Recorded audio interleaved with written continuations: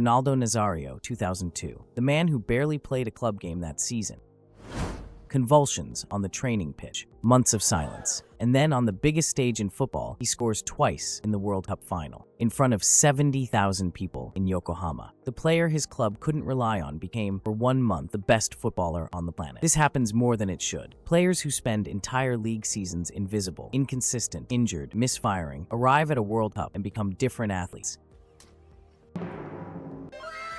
The easy explanation is motivation. A player tries harder when it matters more, but that doesn't hold up. The Premier League, La Liga, the Champions League, these are not low-stakes environments. Players are not coasting. Something else is happening. Something in the structure of the tournament itself that changes how the brain operates under pressure. The form doesn't travel, but the performance does. And when you look at what the World Cup actually does to a player's psychology, the gap between club and international tournament stops looking like a mystery. It starts looking almost inevitable. Here is a finding that surprises most people who hear it. Psychologists call it temporal self-appraisal, the idea that the further away a future event feels, the more purely we imagine ourselves performing in it. The World Cup, by design, sits at the edge of the calendar. Players spend years thinking about it. In that distance, they imagine a cleaner version of themselves. When the tournament finally arrives, that imagined self becomes the operating identity. The player stops being the man who missed 4 open goals in November. He becomes the player he always believed he was. Take David Beckham at the 2002 World Cup.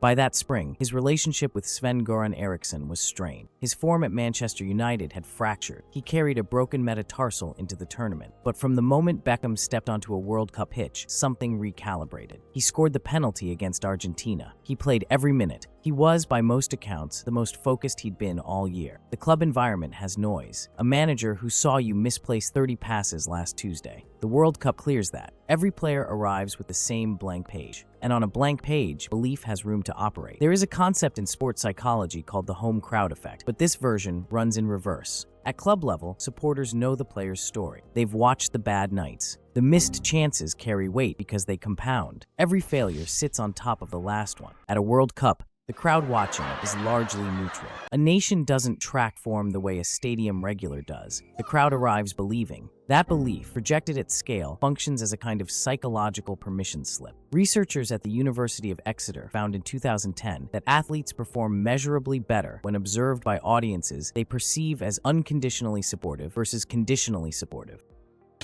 A club fan's support often carries conditions. A national crowd's support, especially in a World Cup, tends not to. Emiliano Martinez understood this intuitively. At the 2022 World Cup, he was performative, theatrical, deliberately provocative toward opposing penalty takers. Critics called it unsporting, but what Martinez was engineering was a psychological imbalance, expanding his own crowd's belief while eroding the opponent's. The audience wasn't passive scenery, and he used it with precision that his Aston Villa performances, however good, never quite replicated. This is the part that seems backwards. The World Cup is the highest pressure tournament in football.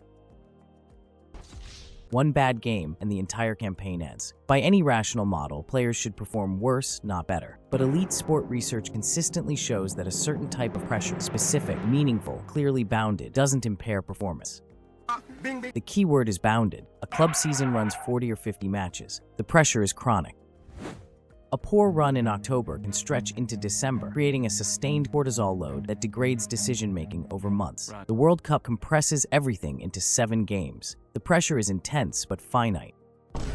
Players describe it as clarifying. There is no next week to recover from Tuesday. Andrea Pirlo wrote in his autobiography about the difference between playing for Juventus and playing for Italy. At Juventus, the season was a long negotiation with expectations. For Italy, each match felt sealed. He described the national team camp as quieter in his mind, despite the stakes being higher. The noise of the league, the transfer speculation, the manager politics. Gareth Southgate experienced the inverse of this in 1996. At club level that season, he had been solid, dependable, unremarkable in the best way. At the Euros, in a semi-final shootout, the chronic pressure of tournament football collapsed into a single moment and he missed. But what Southgate has said since is telling. He didn't feel more nervous than usual. The situation changed. The The containment of the moment was too small for what it held. That distinction between pressure that focuses and pressure that overwhelms often comes down to whether the player has had enough experience of the specific environment to trust themselves inside it. Ronaldo Nazario had. By 2002, he had lost a World Cup final in 1998 in circumstances nobody fully understood. He had been through the worst of it. When the 2002 final arrived, the pressure had already been tested against something worse. He knew what surviving it felt like. Yokohama. Ronaldo Nazario steps toward the ball in the 67th minute, the season that nearly didn't happen. The months of doubt from supporters who wondered if he was really the same player. Then he scores again. The crowd doesn't know about the bad months, and in this moment, he only knows himself.